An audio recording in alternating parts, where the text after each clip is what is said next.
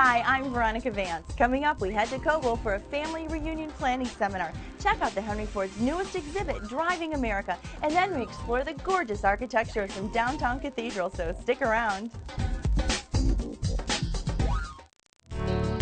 Production funding for this program was made possible by the Detroit Metro Convention and Visitors Bureau, driving tourism growth in Metro Detroit since 1896. More information is available at visitdetroit.com.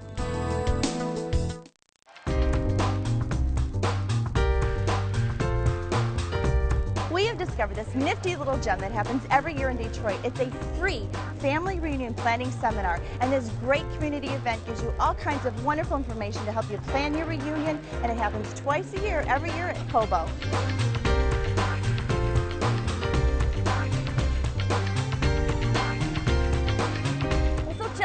Family reunion is a big deal in Detroit. What do we got going on here today? Today we have our free family reunion planning seminar. It's an event that we do twice a year. It's usually at the end of September or beginning of October in the fall, and in the spring it's usually at the end of March or the beginning of April. Well, one key thing that you mentioned is that it's free. You come here, all you have to do is pre-register, and you can do that by calling our hotline at the Convention and Visitors Bureau, and it's free for you and another family member to come and listen to things like how do I plan my family reunion, trying to work with local vendors. We'll give you tips and hints on how to do that, and it's all free. At Cobo, it's always in Cobo. It's always at Cobo. It's one of the only venues that's large enough to host this awesome event.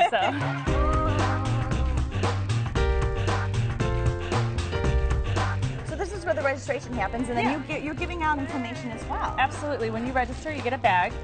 Inside the bag is an outline of the presentations that you're going to hear. So it's a take-home piece. So even if you're here and you're listening and you can't really remember what was presented, you've got a hard copy of the presentation to go back to for reference.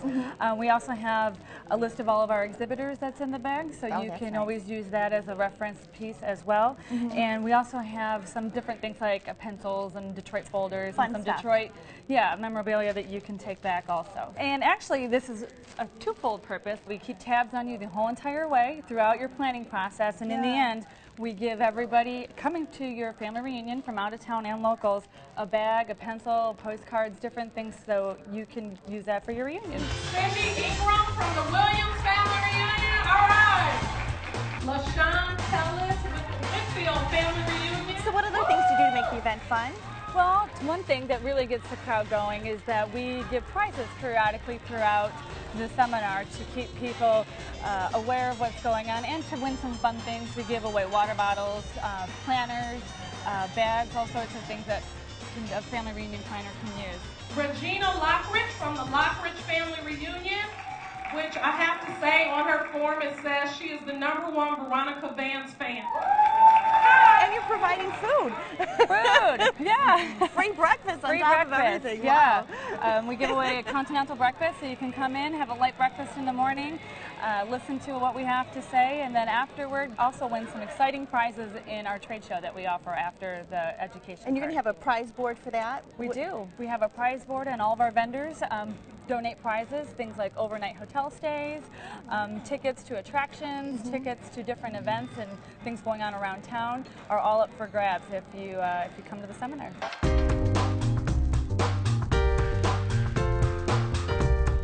We actually work with over 800 partners, and those partners consist of hotels in Metro Detroit, restaurants, transportation companies, tour companies, t-shirt companies, catering companies, and the list goes on. Whatever it is you're looking for, please check that box off. The parking fees, is that something that the hotels usually negotiate? Usually not. I'm going to say 9.5 times out of 10, mainly because most hotels have an outside company. Well, that was informative, and now you've got 2 breakout sessions going on, right? We sure do. This one is called Discovering the D. This actually takes reunion planners into some things that they can do around town that may be unique, or as a lifelong Detroiter you may never know existed. Whenever we have someone call our Convention and Visitors Bureau, one of the things that they want, the buzzword of the day is always, we want to do something unique. And since it's here in Detroit, obviously you can do a Detroit-themed banquet. You can get some of your family members to dress up like famous Motown acts, even providing Detroit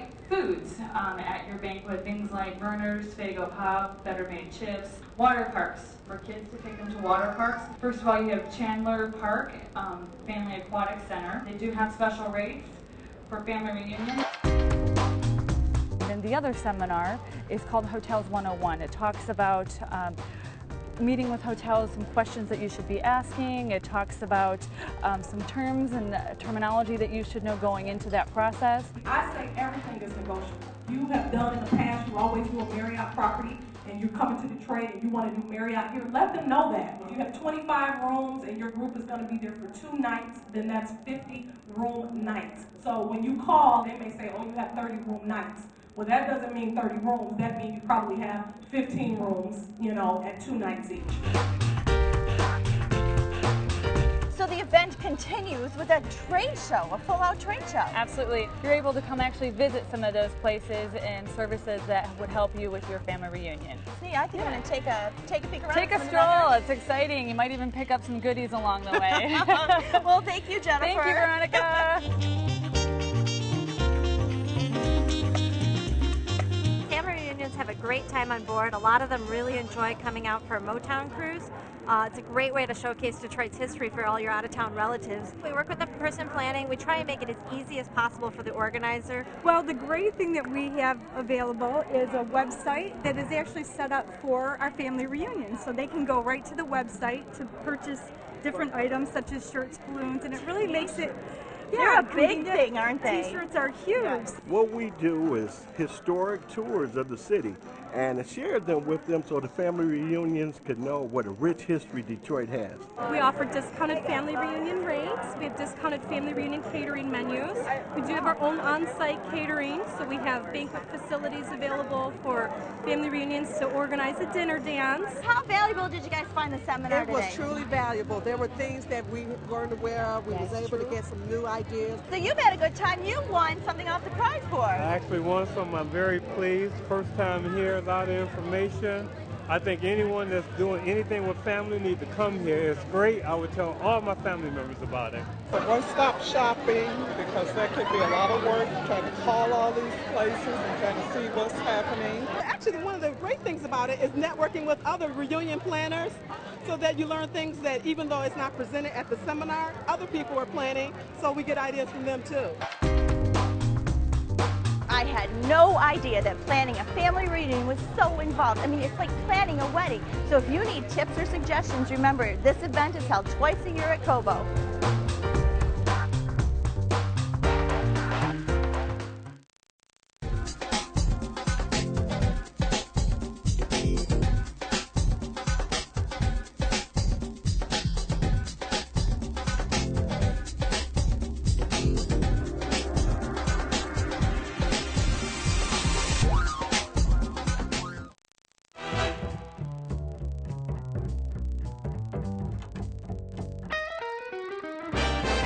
So the whole driving force behind Driving America, the exhibit at the Henry Ford Museum, is basically how we as consumers shape the automobile, what powers them, the roads that we drive, and essentially the way that we live.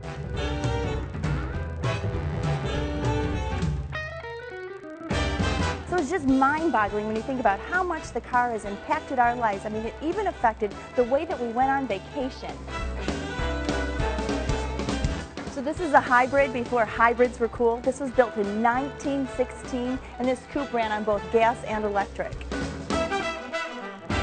Driving America is an all-new exhibition, and it takes one of America's premier automobile collection, really the world's premier automobile collections, and takes a whole new look at it. Really what has driven the automobile in America is, well, us, the users, the consumers, and this exhibit takes a look at 20 different ways that people have really affected the automobile market. It's 80,000 square feet.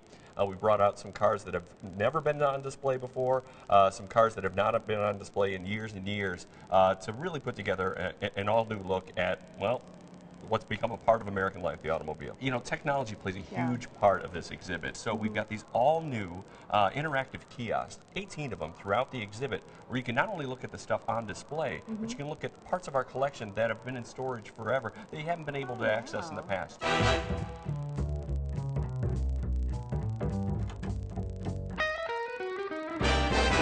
sort of starts here at the beginning of the timeline. This is where the story starts. Well, the timeline's a great place for people to get an overview of all the stories that we tell. And Henry Ford Museum's always been about innovators. This theme of innovators sort of coming up with new stuff and then seeing what the public is willing to buy starts right at the very beginning, because an early debate that's actually 100 years old is, what are automobiles going to run on? And it's kind of the same question we're asking ourselves right now. Really? Is it going to be a gasoline-driven engine like this car here or the Duryea, or an electric car like the Columbia right here? And another leading technology at the time was steam. There were steam automobiles. This is all from 100 years ago? Yeah, the same debate that we're having now. There were even dual-powered cars, which we would consider hybrids at the time. So this exhibit also does a good job of sort of showing that, well, what's old is new again, and a lot of the story sort of repeats itself. That's right. I thought the Model Ts were black, and this is red. Right. Well, first of all, we're really excited to have a Henry Ford-focused automobile exhibit in Henry Ford Museum. Now, about the color. Yeah. So this is a 1903. This is actually a Ford Model A. Now, it's not the Model A most people think of. That's the one from the late 20s, early 30s with the rumble seat. Yeah. But the first car he ever came out with in 1903, when Ford Motor Company was formed, was this, a Model A. And you could get cars in a variety of colors. But eventually, you start moving to this. This is a 1914 Model T, and it's black. Henry Ford figures out that, well, you know what? Black dries quicker, and it takes time to change colors, so he's going to produce them all the same color to bring the cost down. He put America on wheels by building these things faster and cheaper, so anybody could afford them. So this is another new aspect of the exhibit that we're in, the Texaco station? That's right. So the Texaco station has been in Henry Ford Museum before, but like I said, there's an all new level of access to this exhibit that we haven't had in the past. And, well, here's a good example of access. The door is open. You're allowed to come in, and we've got it set up as a great kids' hands-on area where they can try their hand at repairing the car behind me with tools and be able to check the oil and even change the tires on this little car. How right much fun!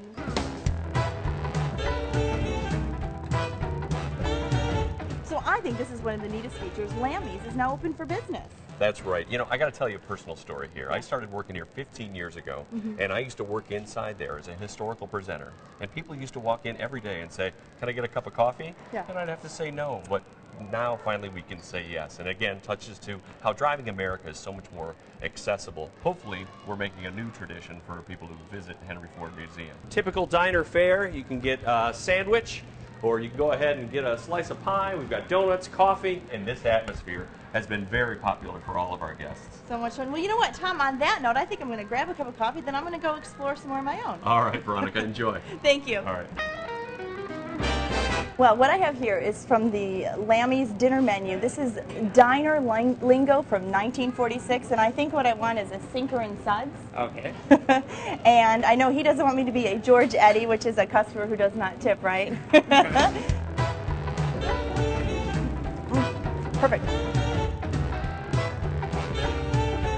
So anytime I ever go to a car event, one of my favorite cars to see is a 1965 Mustang. But this one right here, the first one built ever, right here. So we still see the big yellow school buses today that say Bluebird. Well, this is number one, the actual first one ever built in 1927. And this museum's really fun for little kids too. We've got interactive exhibits. They happen once a month on Macy Mondays. So how do you like the new Driving America exhibit at the Henry Ford? It's great. It's very hands-on, and it's just it's great for the kids and for families. You've got your kids out there playing? Yeah, my kids are loving it. Yeah. All three of them.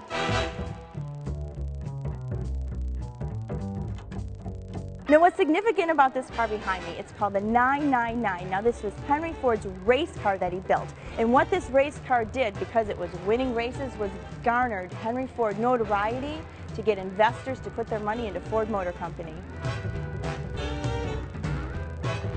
We've got this new 100-seat theater here, Driving America, with a film dedicated just to hearing our stories of, again, how we shaped the automobile culture.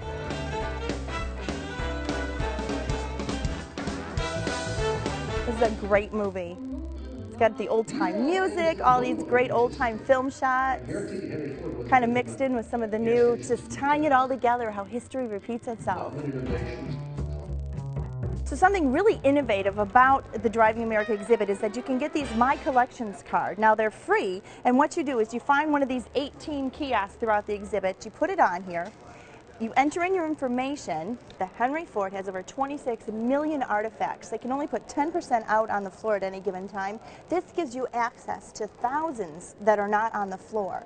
You can save it to My Collection, save it onto your smartphone, pull up some of these things, send it home so you have this right on your home computer. Now I'm going to test drive a Model T. Start the engine. Here we go.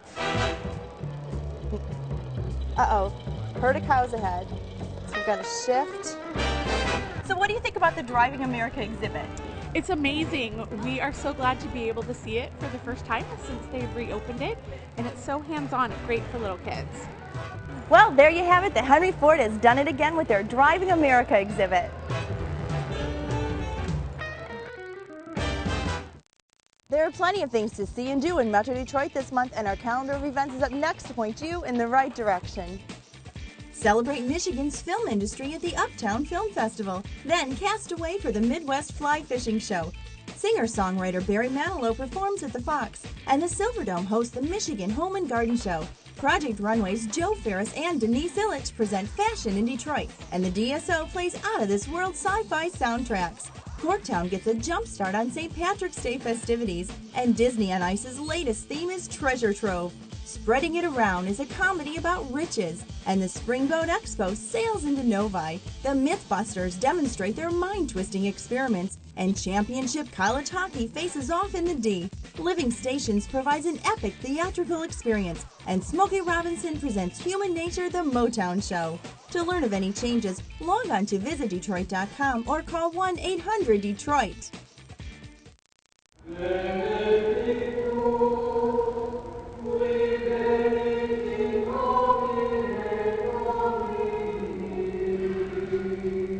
Have you ever wondered if some of those old churches around downtown are just as pretty on the inside as they are on the outside? Well, we've done the legwork for you as we're going to tour 3 Gothic churches that are right around Eastern Market, and they're all over 100 years old, and yes, they are beautiful. We're going to visit St. Joseph, St. Josaphat, and Sweetest Heart of Mary. So come on, let's go inside.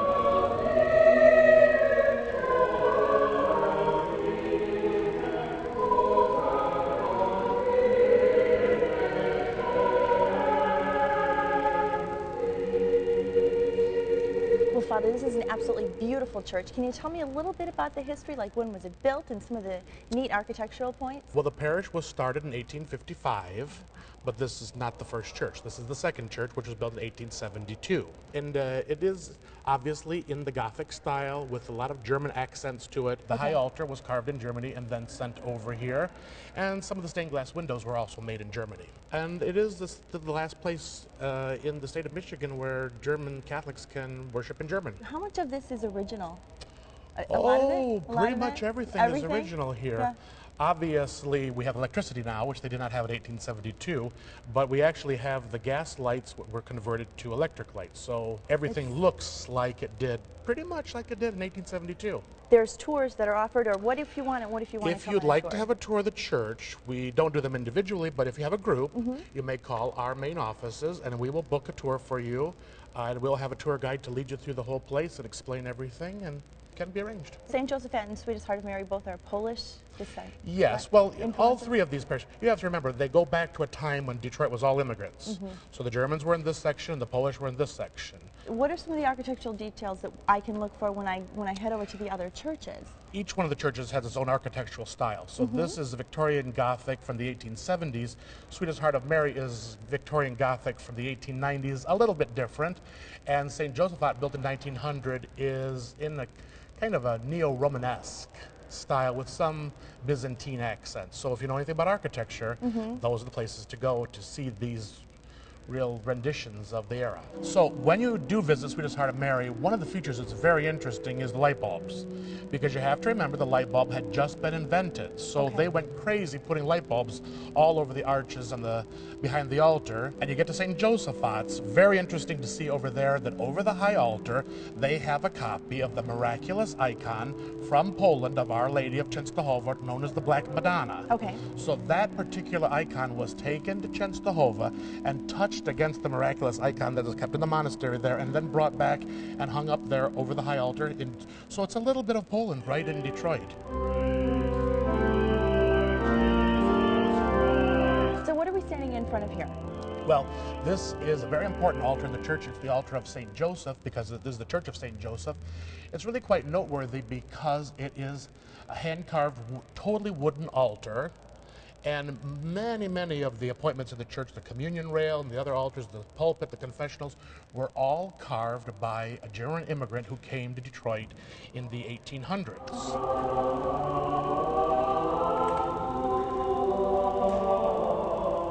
There's a great deal of artwork throughout the entirety of the church. Yeah. It's really worth coming to see, just for the artwork and the history. Yeah, exactly. And not to mention the religious dimension. Well, thank you so much for taking the time, and I'm off to tour the other churches. Wonderful.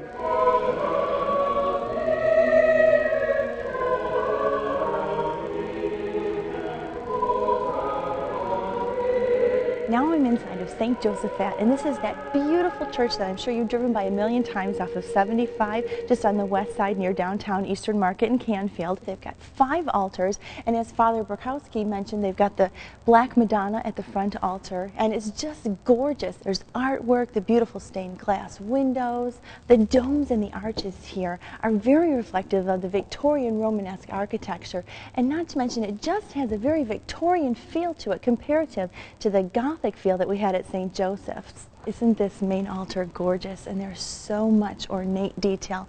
I bet you can see something different every time you look at it.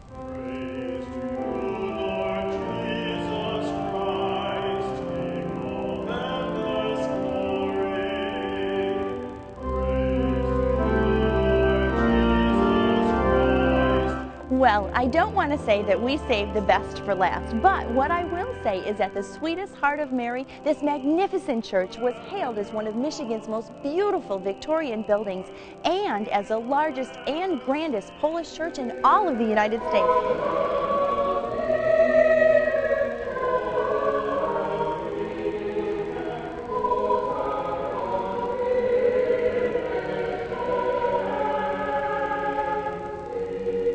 Well, here are the light bulbs that Father Burkowski was talking about. I think he said there's like 450 light bulbs up there. They're all exposed. And then you'll also see the chandeliers throughout here. They're Tiffany chandeliers outlined with the exposed light bulbs as well.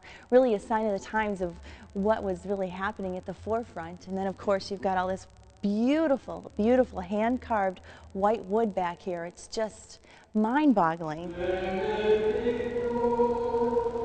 Well, we took you on a tour of 3 beautiful churches today, but something that we came across at the Sweetest Heart of Mary was this brochure, the Detroit Historic Churches Association, and it lists 21 beautiful historic churches that are all downtown.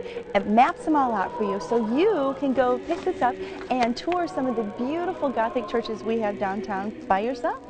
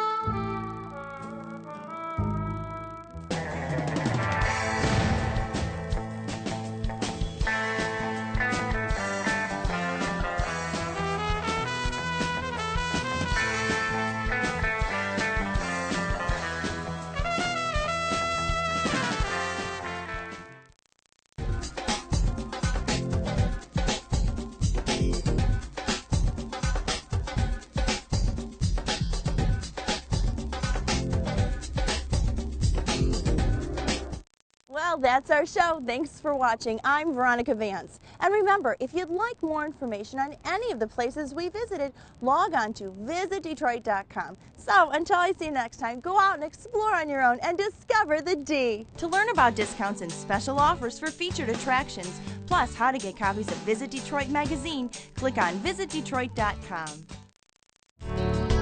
Production funding for this program was made possible by the Detroit Metro Convention and Visitors Bureau, driving tourism growth in Metro Detroit since 1896. More information is available at visitdetroit.com.